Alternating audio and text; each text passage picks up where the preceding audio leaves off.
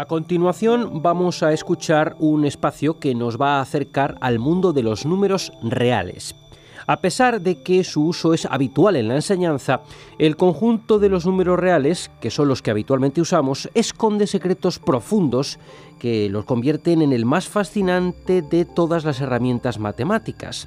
Nos adentramos en este mundo de nuevo con el profesor José Leandro de María.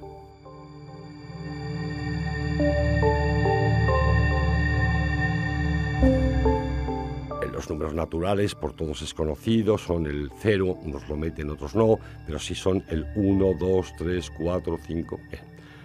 Los naturales. Los enteros son los naturales y sus negativos. Como curiosidad, los negativos se empezaron a usar ya en la Edad Media, pero los antiguos no entendían bien el concepto de -2, que ahora pues nos es habitual.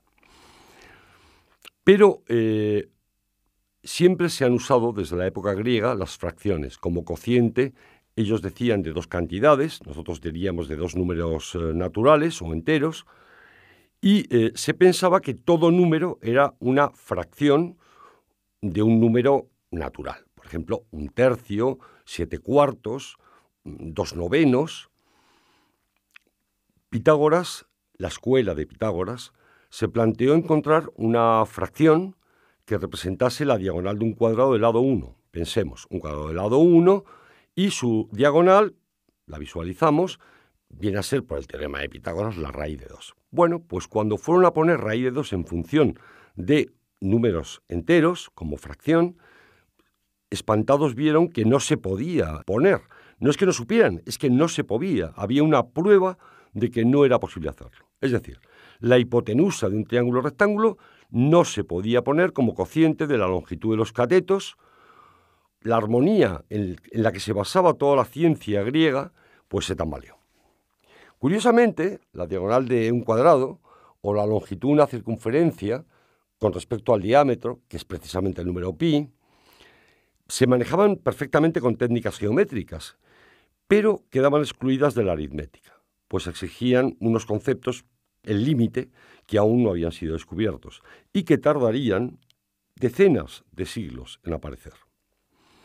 A estos números que no son expresables como cocientes de racionales les vamos a llamar irracionales. No es muy original el nombre y además es un poco feo, pero vamos, un número irracional como raíz de 2 o pi, pues, en fin, tiene un nombre poco atractivo, pero es un número que está ahí, ¿no?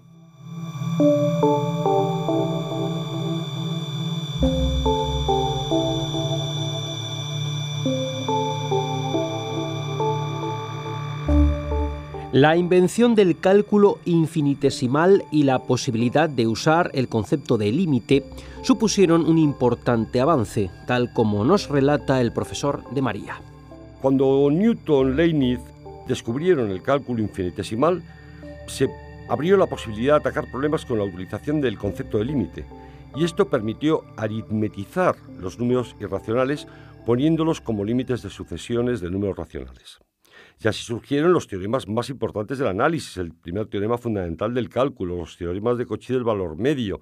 Y esto fue un gigantesco avance en física y en la ingeniería. No habría avanzado la física ni habría avanzado la ingeniería si no se conociesen teoremas como el teorema del valor medio de Cauchy o la regla de Barrow. En fin, es impensable que los problemas técnicos, tanto cosmológicos, órbitas, construcción de puentes, fluidos, se pudiese hacer sin esas técnicas. Bueno, gente como Cauchy, Laplace o Fourier aplicaron estas técnicas, por ejemplo, para estudios del calor. Y curiosamente usaban las funciones reales y complejas que había descubierto en los números complejos Gauss. Y resolvieron ecuaciones diferenciales y ecuaciones en derivadas parciales. Pero curiosamente aún no estaba claro el concepto de número real. Todavía no se sabía qué significaba raíz de 2 y pi con claridad. Esto producía contradicciones y en la matemática lo que no puede ser es inconsistente. Estaban los teoremas fundamentales, pero no estaba su fundamento. Bueno, pues a finales del 19 y a principios del 20, este era uno de los mayores retos al que se enfrentaban los matemáticos importantes como Weierstrass o como Hilbert, que simultáneamente con profundísimos estudios aplicados y de aplicación de estas teorías, pero seguían sin saber formalmente que era un número real.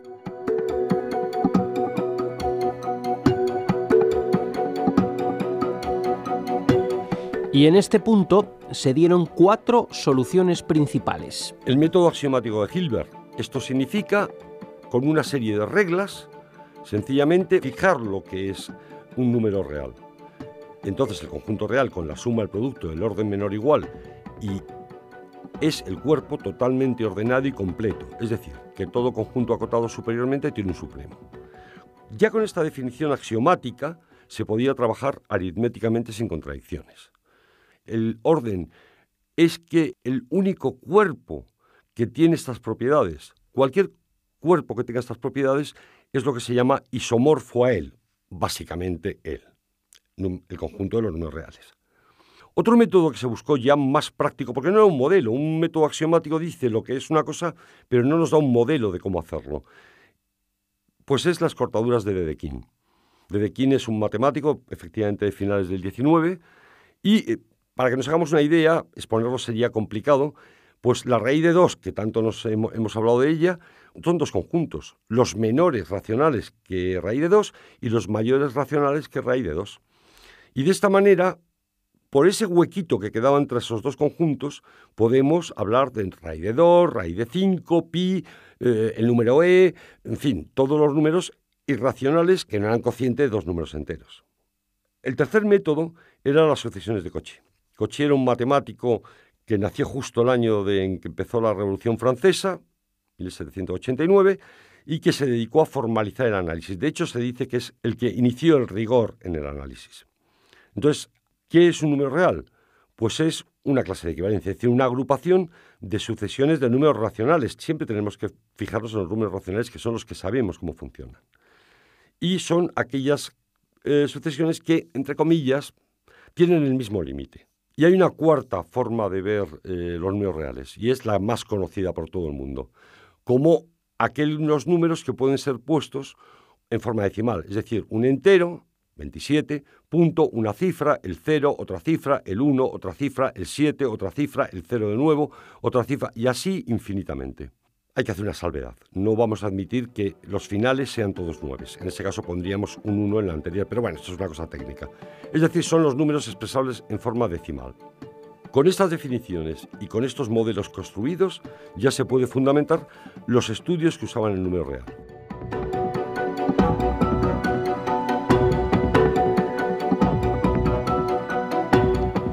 Pero aún habría algo más.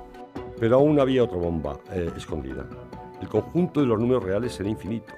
La pregunta que se hizo Cantor, ¿este infinito de los números reales es más igual que el infinito de los números naturales? Los naturales son infinitos, 1, 2, 3, 4, 5, no se acaban nunca. ¿El de los reales era este mismo infinito o era un infinito más grande? Bueno, pues efectivamente Cantor probó que el infinito de los números reales era mucho más grande que el infinito de los números naturales.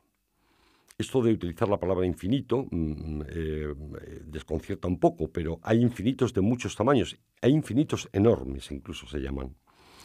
Bueno, justo Cantor, al estudiar este problema, abrió el mundo de los cardinales transfinitos.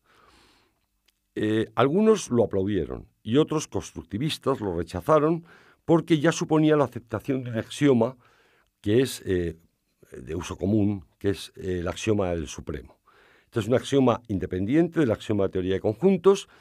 En general se admite, pero claro, los que estudian, en el caso de no admitirlos, ¿qué consecuencias tendrían las matemáticas? De todas maneras, tengo que decir que hoy se acepta habitualmente porque ordena la clase de todos los conjuntos y sin él no se podrían demostrar la mayor parte de los resultados imprescindibles que se usan, como por ejemplo que un espacio vectorial tenga una base algebraica.